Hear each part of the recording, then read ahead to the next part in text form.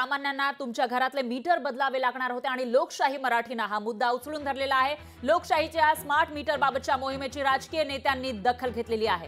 ग्राहकांना स्मार्ट मीटरची सक्ती नको असं रवी राणा जे महायुतीमध्ये आहेत त्यांनी म्हटलेलं आहे। त्याचबरोबर इतरही नेते आता याची दखल घेताना दिसतात। सगळ्यात आधी लोकशाही मराठीने ही बातमी उचलून धरली आणि लोकांचा जो मुद्दा आहे, लोकांना जो भुर्दंड सहन करावा लागणार आहे या स्मार्ट मीटरला बसवण्यासाठी, त्याविषयीचा मुद्दा लोकशाही मराठीने या ठिकाणी मांडला आणि त्यानंतर आता नेते याची दखल घेताना दिसून येतात। त्यामुळे आता लोकशाही मराठी जोपर्यंत हा निर्णय रद्द होत नाही किंवा जो भुर्दंड लोकांना सहन करावा लागणार आहे तो कमी केला जात नाही, या बातमीची पाठपुरावा करत राहणार आहे, या बातमीला या ठिकाणी लावून धरणार आहे। जोपर्यंत इम्पॅक्ट दिसत नाही तोपर्यंत लोकशाही मराठी लोकांची ही समस्या मांडत राहील।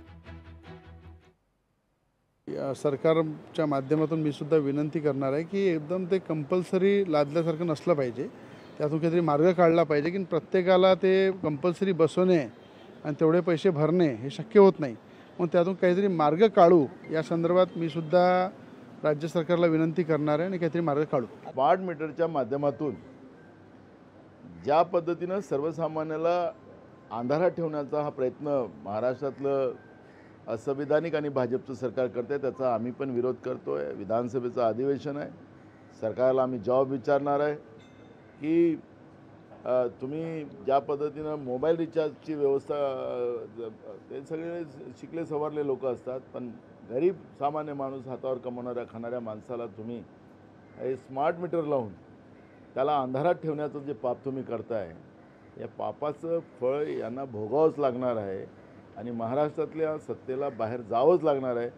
असं चित्र पूर्ण महाराष्ट्रामध्ये जनतेमध्ये मोठा उद्रेक या स्मार्ट मीटरच्या विरोधात आहे। मला त्याची काही तेवढी माहिती नाही, पण नक्की त्याची माहिती घेऊन लोकांसाठी आम्ही चांगलं काम करण्याचा या ठिकाणी प्रयत्न करतो आहोत।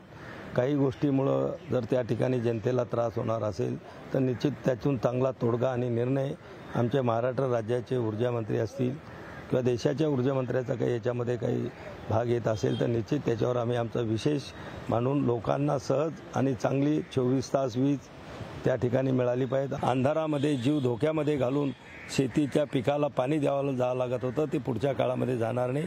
निश्चित आपलं महायुती सरकार विजेच्या बाबतीतही चांगलं काम करते, काही कमी जास्त थोडंफार असेल तर निश्चित त्याच्यावर पुन्हा विचार करून चांगला तोडगा काढून जनतेला न्याय देण्याचा प्रयत्न। लोकशाही मराठी ऐका, पहा, जागरूक रहा।